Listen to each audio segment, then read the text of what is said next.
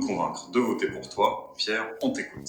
Bienvenue dans Million Data Baby, où vous allez plonger dans l'univers impitoyable de la startup, où vous allez être prêt à tout au final pour vous enrichir grâce à la donnée personnelle de vos utilisateurs.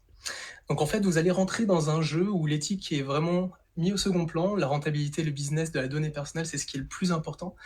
Et malheureusement, il y a une concurrence et elle fait assez rage parce que tout le monde a pour seul objectif de faire de la thune, d'avoir des crypto-bifs et d'avoir de la monnaie pour gagner et partir à la retraite.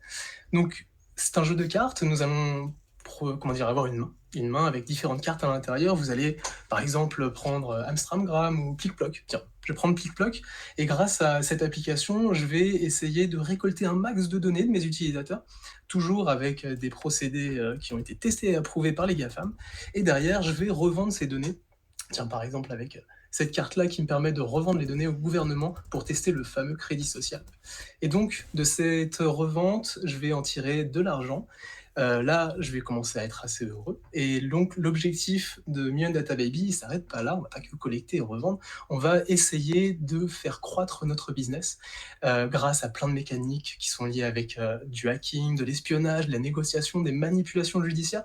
Ça va nous permettre de faire un petit peu plus d'argent. Et puis, à côté de ça, on va se faire tirer dans les pattes parce que la justice, elle va s'en mêler. Il va y avoir des lanceurs d'alerte qui vont arriver. On va pouvoir balancer un Edward Snowden à la tête de nos concurrents, et puis il y a des militants aussi qui vont arriver. Enfin bon voilà, vous avez compris, la gloire elle est semée d'embûches, et c'est là où la force de Million Data Baby réside, c'est qu'en fait toutes ces informations, que ce soit pour collecter des données, pour les revendre, pour avoir des bonus, avoir des malus, tous ces systèmes et ces mécaniques, et ben en fait elles sont vouées à sensibiliser via des vraies informations qui ont été délayées, des vraies choses qui sont passées par les GAFAM la plupart du temps.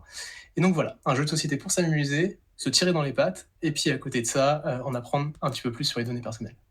Bravo pour ton pitch, Pierre, Merci.